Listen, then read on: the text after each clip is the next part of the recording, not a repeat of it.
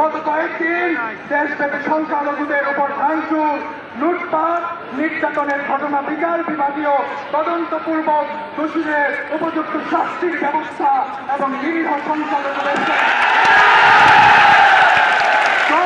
জনসংখ্যাগণকে যথোপযুক্ত ক্ষতিপূরণ প্রদান করা।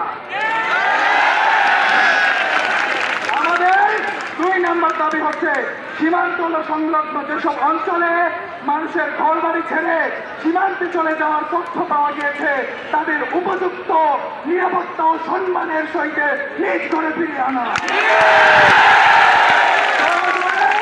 প্রয়োজনে সরকারি উদ্যোগ তাদের গৃহ নির্মাণ ও পুনর্বাসন করা।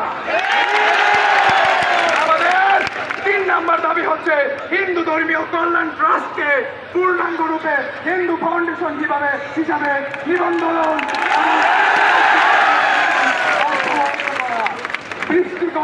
বৃদ্ধি করে কোন প্রকার দলীয় লেজুর ভিত্তিক এবং দুষ্কৃতির ব্যক্তি ব্যতীত নিরপেক্ষ সনাতনকারীদের প্রকৃত শুভচিন্তক ব্যক্তিদের দ্বারা পূর্ণ গঠন। সরকারের সকল পর্যায়ে সংখ্যালঘুদের যথার্থ প্রতিনিধিকে নিশ্চিত করা।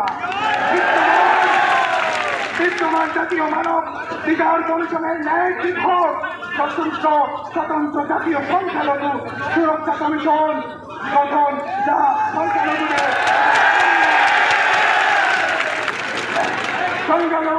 উপর হামলা নির্যাতনের ঘটনা নথিবদ্ধ করে আইন প্রক্রিয়া সম্পন্ন ন্যায় বিচার প্রার্থীকে সাহায্য করা।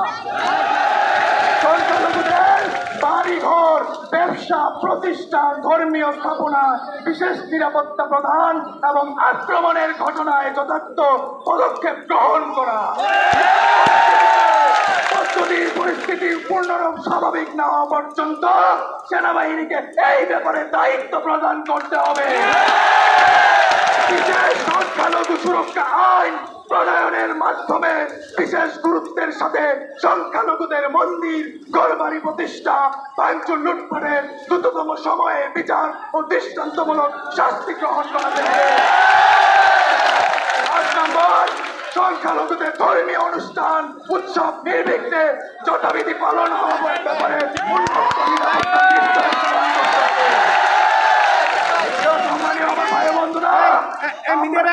পর্যন্ত এই জিনিস আমরা না পাবো, আমরা যদি এক ডাকি সবকিছু সম্ভব, আমরা যদি ভেঙে যাই কোনো কিছুই সম্ভব হবে না। এখন আমরা আমাদের দাবিগুলো নিয়ে আমরা আগাতে থাকবো আর সরকারকে বলতে থাকবো, এবং আমরা দেখি কতটুকু দূরে যেতে হয়। আগামীকাল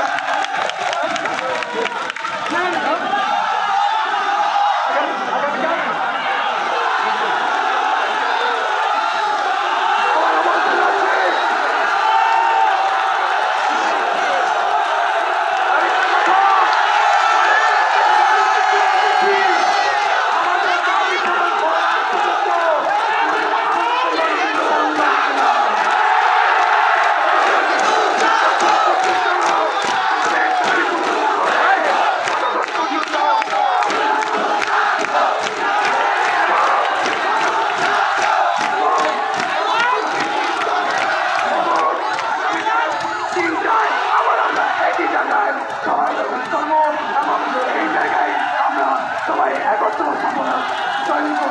সবাই